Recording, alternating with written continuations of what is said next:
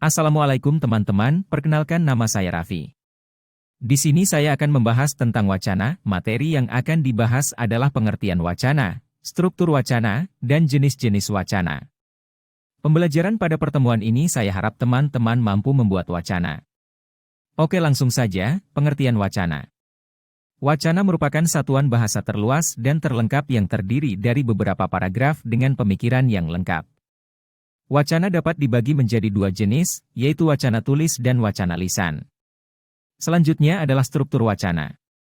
Wacana umumnya terdiri dari bagian pembuka, bagian inti, dan bagian penutup. Bagian pembuka berisi hal-hal yang bersifat umum dan bertujuan untuk membuka pemahaman pembaca sehingga pesan yang disampaikan dapat dipahami dengan baik.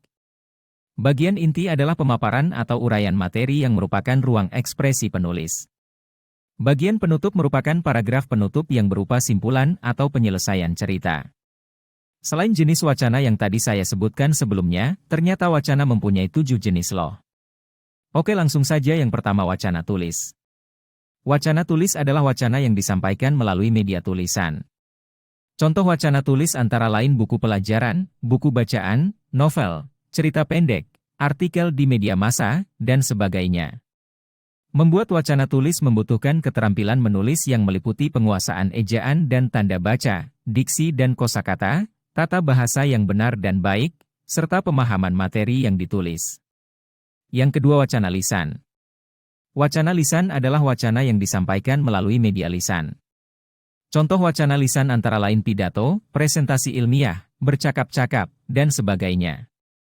Wacana lisan lebih mudah disampaikan karena disampaikan secara langsung dan kesalahan dapat langsung dikoreksi.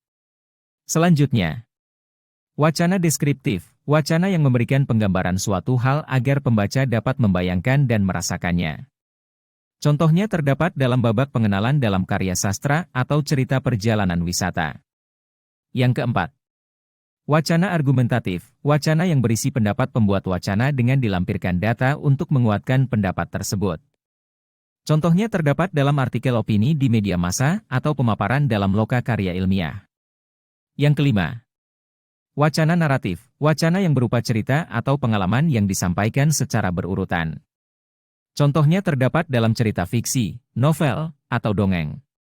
Yang keenam, wacana eksposisi, wacana yang berisi pemaparan atau penjelasan tentang suatu topik.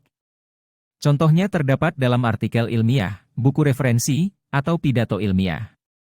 Dan yang terakhir, wacana persuasif, wacana yang bertujuan untuk mempengaruhi pendengar atau pembaca agar mengikuti pendapat atau tindakan yang diusulkan.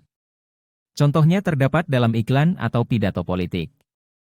Dengan memahami jenis-jenis wacana, teman-teman diharapkan mampu mengembangkan kemampuan dalam membuat wacana yang sesuai dengan tujuan dan jenis yang diinginkan. Jika ada pertanyaan atau ada penjelasan yang belum jelas bisa ditanyakan langsung melalui kolom komentar. Lebih kurangnya mohon maaf. Wassalamualaikum warahmatullahi wabarakatuh.